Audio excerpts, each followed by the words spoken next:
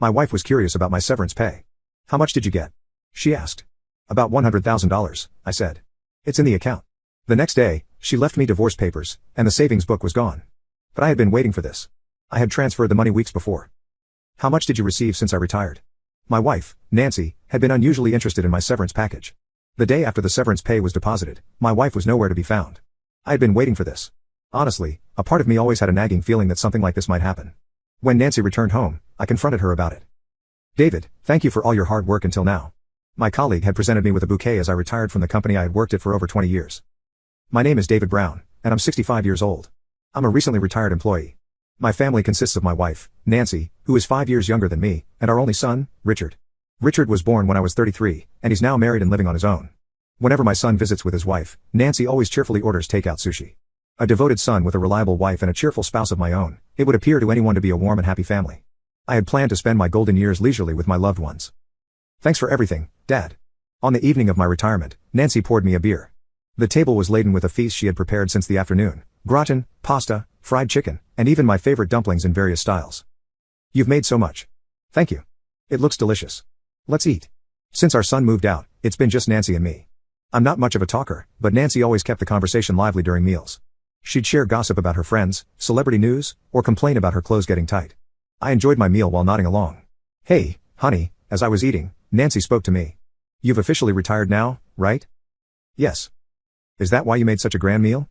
Nancy isn't the best cook, but she occasionally put in the effort to make a special meal for me. Regardless of the taste, I was always grateful when she cooked for me. Yeah, sort of. So, now that you've retired, you'll get that, right? The retirement package? She asked hesitantly. I had received the retirement package. Why is she looking at me so intently just to ask that? The retirement package should be deposited by next month. Nancy's face lit up, her eyes sparkling. Then we just have to wait a month for the details, right? Probably, yeah. Nancy was in a great mood all night. About a month later, I checked our account. How much did you get? Around $100,000. It's all in the account. Wow, that much? Nancy covered her mouth with her hand, surprised. She was astonished by the amount, even after deductions for state and federal taxes. If I had held a higher position, I could have gotten more.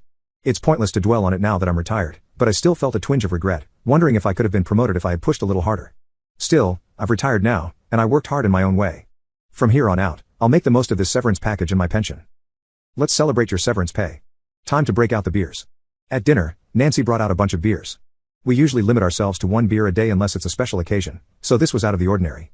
Feeling liberated from work, I happily indulged in more and more beer. The next day, my head was pounding. After drinking too much beer last night, I had crashed into bed and passed out. When I looked at the clock, it was 11 a.m. I always used to wake up at 5 o'clock on weekdays, but beer is a powerful adversary. My head is killing me. Do we have any aspirin? I went to the kitchen for medicine, but Nancy wasn't there. Nancy, where are you? I didn't see her in the living room either, but there was a document and a small note on the table. I'm going on a trip for a week starting today. Please sign this. A trip? This is the first I'm hearing about it. I looked at the other document. It was divorce papers signed by Nancy. What?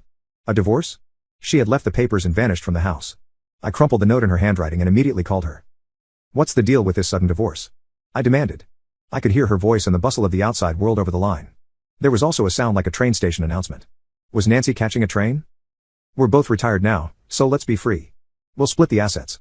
Just sign the papers and file them, she said. Her voice sounded higher and peppier than usual, but the bombshell of divorce made my hangover evaporate in an instant. I can't just accept a snap divorce. Come home and let's talk this through. I'm boarding the train now, so I can't stay on the phone. I'll be back when my trip's over, so file the papers by then. The call cut off abruptly. I slumped into a chair, drained. Split the assets? No way. I jumped up and yanked open the drawer where we kept our valuables. The bank book and seal were gone.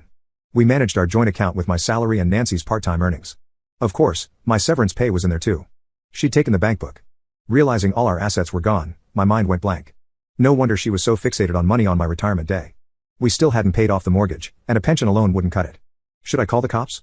But without knowing where she went, there wasn't much they could do. Besides, the police might not want to get involved in a domestic spat. Wait, I still have that. Just as I thought I was at my wit's end, I remembered my ace in the hole. I opened my desk drawer in the study to check on something. Good, it's still here. Even though the sudden divorce blindsided me, part of me had always seen this coming. You can click on share and more to see if there is a part 2. Update. My wife was curious about my severance pay. How much did you get? She asked. About $100,000, I said. It's in the account. The next day, she left me divorce papers, and the savings book was gone. But I had been waiting for this. I had transferred the money weeks before. Part 2. Through a mutual friend, I met her at a young age. She was bubbly and had a knack for making men feel special. She was always surrounded by guys, and I remember having plenty of competition. It was almost a miracle that I managed to date and marry her. Nancy was kind to me, and our married life seemed rosy after we tied the knot. She became a full-time housewife, taking care of the home. She struggled with the chores, often serving up kitchen disasters with an apologetic look I found endearing. After our son Richard was born, I started pitching in with housework and childcare to lighten Nancy's load, knowing she was wiped out from childbirth. I'd rush home after work to whip up dinner for her. "This is delicious. Thank you," she'd say. However, from that time on, while Nancy doted on our only son, she gradually became harsher towards me. "While I'm wearing myself out with childcare, you get to enjoy a leisurely drink by yourself," she'd say. "When I was feeding Richard, you were relaxing and watching TV. Now that he's asleep, is it such a big deal if I have a beer?" Having a beer at the end of the day was my simple pleasure, but Nancy started to gripe about it. "You think you're hot stuff because you work and help with the baby, huh? God, it's so annoying. Plus, you reek." "What?" "But I took a shower," I replied, confused. I later learned that women's sense of smell can change after childbirth.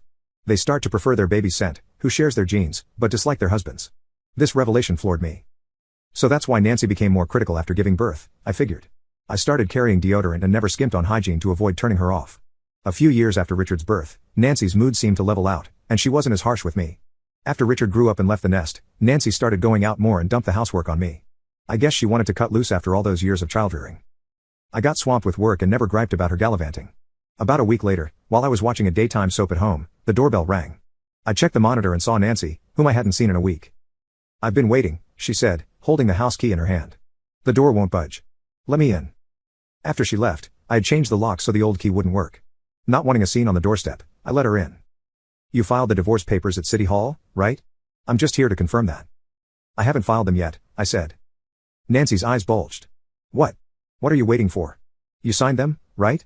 Hurry up and file them. I'm getting alimony from you." "There's no money for alimony. You swiped our joint bank book and took off." Nancy glanced around the house, baffled. "Then how have you been scraping by for the past week? Even with food in the fridge, you couldn't survive on that alone." I had another account from my bachelor days. I pulled out a bank book from my pocket and flashed her the balance, $220,000. "Where did that money come from?" "I made some cash on stocks before we got hitched. I squirreled it away and never touched it." I quickly snapped the bank book shut and stuffed it back in my pocket. "Then that's marital property too. You really are the snake I thought you were." "What are you talking about? This isn't marital property. You agreed to that ages ago." "What?" "Before we got married, I told you I wanted to earmark this money for my parents' care, and you were on board. Don't you remember signing the prenup?" "Oh, did I?" "This money was what was left after using it for my parents' care. My folks have already passed on, and our daily expenses came out of our shared account, so I'd completely forgotten about this bank book. Looking back, I'm glad we had the prenup. It saved me from going broke and starving. So, this money isn't marital property, and you should be the one paying alimony." I pointed squarely at Nancy. "I know everything. I know about your secret spending spree and your affair." "Me? Having an affair? Where's your proof?" she challenged, her eyes darting away from mine. "You met the professor at your part-time gig in the cafeteria and had a fling, right? You probably went on a trip with him." "You've got it all wrong. I went on a trip with my mom friends." "You've got to believe me," Nancy said, staring me down. But I knew it was a lie. Women who are good at lying look people straight in the eye. "Got any proof that I had an affair?" Nancy challenged, her tone defiant. If I lost here, I'd end up paying alimony, I thought. "I hired a pie. I caught onto the affair when I overheard you yakking on the phone with him a few years back." I recalled catching Nancy on the phone before bed. "Yeah, that's right. My husband's retiring soon, so we can divorce then," she'd said. At the time, I thought she was chatting with a mom friend and tried to tune it out. But when I heard divorce, I couldn't help but eavesdrop. "Soon we can be out in the open," she had said. I was floored. I wanted to be dead certain she was stepping out, so I quietly hired a detective to sleuth around. The pie's report confirmed 100% that my wife was having an affair. Nancy had started working part-time at the university cafeteria at 58, thanks to a friend's invite, and got tangled up with a professor there. The detective snapped pics. The guy was a rugged-looking dude in his late 50s. The pie got photo evidence of them walking arm in arm and slipping into a hotel together. I showed Nancy the goods. There was no way she could wriggle out of this one. "So what if I cheated? I want to divorce you and be with him. Just sign the damn papers already." My love for her had fizzled out ages ago, but her defiant attitude was a gut punch. "You're the cheater, so you can't file for divorce. We're staying hitched until I sign. As the at-fault spouse, you're the one who torpedoed the marriage. You can't just bail after having an affair. If you want out to be with your side piece, kiss your share of the assets goodbye." "How dare you? All that money's mine," Nancy yelled. As Nancy and I locked horns, the doorbell chimed. "Is it that time already?" I glanced at the monitor and spotted a familiar face. It's Richard. Nancy's face lit up when she realized our only son had shown up, and she beelined for the door. I trailed behind her to greet him. Richard, you're early, Nancy exclaimed. Richard, please help me, your father is being a monster. When the door swung open and Richard stepped in, Nancy threw herself at him. I haven't done a thing, I said. Don't touch me, you cheater. Richard shoved her away, and Nancy's eyes went wide with shock. Come on, Richard, don't be so cold to your mom, Nancy laughed nervously, playfully tapping Richard's shoulder to lighten the mood. Richard brushed her hand off. Don't touch me. Dad spilled the beans about your affair. You're the worst. No way. Nancy's face drained of color as her son rejected her. While she was off gallivanting, I had filled Richard in on everything. After Nancy split for her trip, I called Richard and told him about the divorce papers and her affair. I didn't want to burden my son with such a bombshell, but I decided he needed the truth before the divorce, so I asked him to come home today. I wanted it to be a lie. I was pissed at Dad for not telling me sooner, but I'm even more livid at you for cheating on him for 2 years. If you knew about the affair, why didn't you divorce me? Do you still have the hots for me? Nancy asked. When I uncovered the affair, I mulled over divorce countless times, but I held back. You didn't bring up divorce because you were gunning for my severance pay.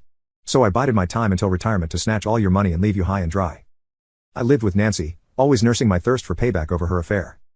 Pick your poison, the assets or the man. I'm fine taking this to court through a lawyer. You're in deep water for cheating, and if you lose, your boy toy will probably lose interest. Men don't like getting tangled up in drama. Nancy's face contorted, and she looked on the verge of tears. You can click on share and more to see if there is a part 3. Final update. My wife was curious about my severance pay. How much did you get? She asked. About $100,000, I said. It's in the account. The next day, she left me divorce papers, and the savings book was gone. But I had been waiting for this. I had transferred the money weeks before. Part 3. Tears. He's a brainy university professor, right? He's got a cushy income and is still working so he can bankroll you without my cash. Whether he truly loved Nancy, I couldn't say. Fine, I'll forfeit my share of the assets, just cut me loose. I don't need your stinking money. Divorce settled, I handed her the divorce papers and the agreement. We both signed the papers. She chose a fresh start with her lover over keeping the money. She must be head over heels for that guy. Thanks for everything. The house is in my name, so you need to scram. Your stuff is boxed up outside. Take it and go. Over the past week, I'd packed all her clothes and belongings in boxes and stashed them outside. Nancy frantically checked the boxes and let out a shriek. This is so heartless, just because I strayed. Sobbing, Nancy turned to our only son as her last lifeline. Richard, you're on my side, right? I'm your mother. But Richard looked conflicted and clammed up.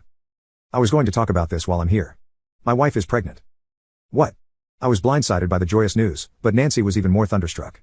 She'd been chomping at the bit for her first grandkid since Richard tied the knot, itching to help with the baby. But the thought of cradling my grandchild with those cheating hands made my skin crawl. But I can't let a mom who two-timed meet my kid.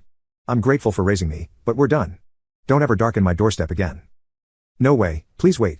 Holding her first grandchild was Nancy's dream. At least let me be there for the birth, please reconsider, Nancy pleaded with Richard, but he kept her at arm's length.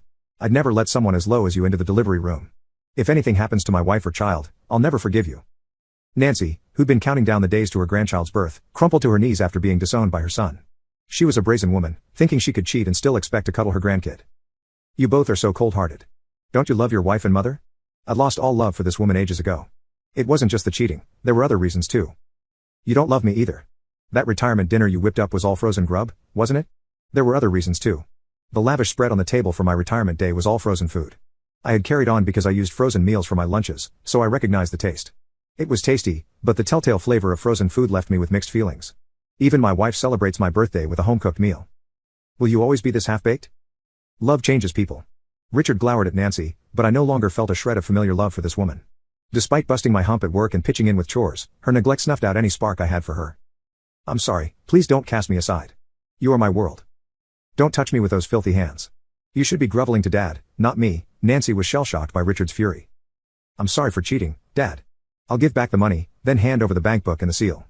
Nancy fished the bank book and seal from her purse and passed them to me. What possessed you to cheat in the first place? At first, it was just a lark for me too. But the professor kept buttering me up, saying I was gorgeous. As we knocked back beers, things got out of hand. So, she fell for a smooth-talking snake. I'm taking you and that sleazeball to court for alimony. Brace yourself. When I bellowed, Nancy crumpled to her knees, eyes burning with tears. I'm sorry, she broke down sobbing and kept apologizing. Through the lawyer and the private investigator I hooked up with, we soon sued Nancy and her boy toy for alimony. Nancy, who'd been blubbering, flew into a rage when she was served with the alimony papers.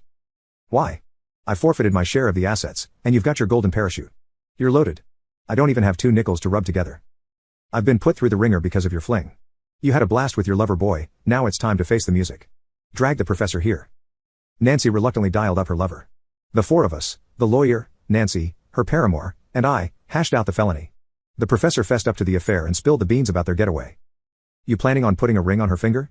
Nancy seemed head over heels for the professor, but I was curious about where he stood. Marriage? No way. I've got a ball and chain at home. It turns out this university professor was quite the Casanova. He said his romp with Nancy was just for kicks. There were probably other co-eds at the university he had taken for a spin too. You lying snake. You said I was your one and only. I change favorites like I change socks. The lawyer and I couldn't help but smirk at his lame excuse. Anyway, you're coughing up alimony too. If his wife got wind of the affair, he'd be on the hook for a pretty penny to her as well. Nancy might even owe his wife alimony too. Nancy, who'd been genuinely smitten with this cat, now looked like a deer in headlights upon learning he was hitched. She saw their fling as just a bit of fun. She probably thought she'd coast on my dime, but her future now looked pretty grim. I pocketed $30,000 in alimony from Nancy and her lover boy. I was sweating bullets about the statute of limitations for claiming alimony, which is 3 years from uncovering the affair, but it's finally put to bed. Nancy also got slapped with an alimony suit by her lover's wife, which her folks had to cover, leaving her not just broke but in the hole. The university professor vanished from campus and is reportedly locked in a legal slugfest with his wife these days. Nancy's back at her parents' place, weathering their icy glares and feeling like yesterday's news, while juggling multiple gigs to climb out of debt. Having to punch the clock even after retirement must be rough. A few years down the road, I finally kissed the mortgage goodbye and was living it up as a bachelor at home. Today, my son and daughter-in-law are swinging by, so I've been on a cleaning spree since dawn. Just as I put the finishing touches on the place, the doorbell chimed. Oh, they're here. When I swung the door open, my son and daughter-in-law were standing there, and my grandkid was sawing logs in the stroller.